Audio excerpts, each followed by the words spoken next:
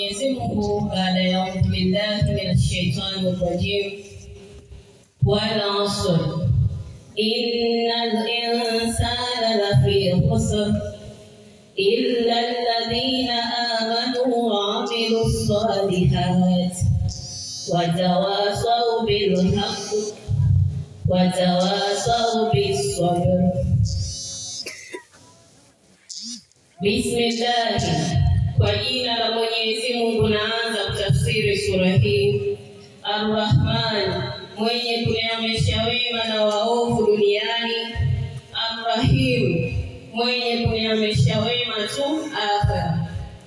Wala asr, na hapa kwa wakati wala asr. Hapa Mwenyezi Mungu alikuwa anaapa kwa kuwapiza wanadamu juu ya wakati wala asr. Innal insana lafi khusr, hakika mwanadamu yupo katika hasara. Ndugu yangu Muislamu, unaweza usielewe hii aya inamaanisha nini. Hii aya maana yake ni kwamba Mwenyezi Mungu ametuumba tuje duniani kwa ajili ya kumwabudu, na ametuumba tuje tufanye yale aliyotuamrisha kuyafanya na tuyaache yale aliyoyakataza. Ikiwa wewe hutayafanya yale aliyoyaamrisha na hutayaacha yale aliyoyakataza, basi wewe upo katika hasara. Illa alladhina amanu wa amilu salihat, isipokuwa wale walioamini na wakafanya mambo mema. Ndugu yangu Muislamu, wewe ni Muislamu, usiamini tu kwamba kuna Mwenyezi Mungu na mtume wake Muhammad sallallahu alaihi wasallam, bali pia unatakiwa kufanya mambo mema.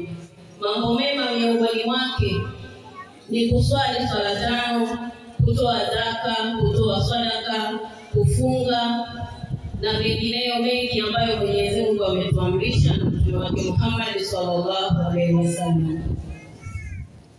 Anaendelea kwa kusema watawasau bil haqqi watawasau bis sabr, na wakahusiana katika haki na wakahusiana katika kusubiri, ama juu ya kusubiri.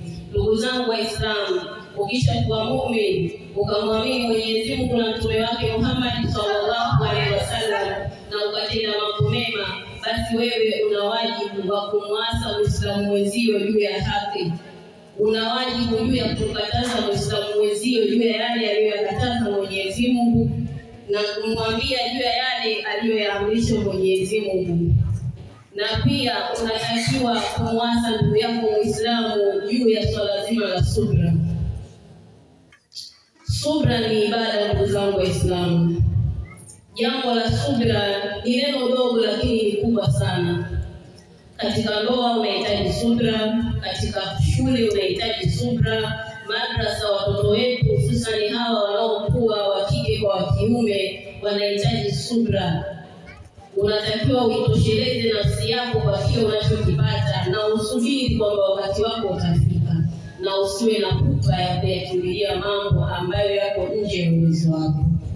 Ndugu zangu Waislamu, walimu wangu huwa anapenda kusema bora ya maneno machache yenye mazingatio kuliko maneno mengi yasiyokuwa na mazingatio. Ukasikia maneno mengi alafu katoka hapo kayaacha hapo, ukumbuke hata kimoja. Ila bora ya haya machache niliyowaambia ndugu zangu Waislamu, hasa nyinyi pamoja na kujaza nafsi yangu, tushikamane na Qur'ani na tuitazame sana hii suratul Asr. Ni sura ndogo lakini imebeba kitu kikubwa sana ndani yake.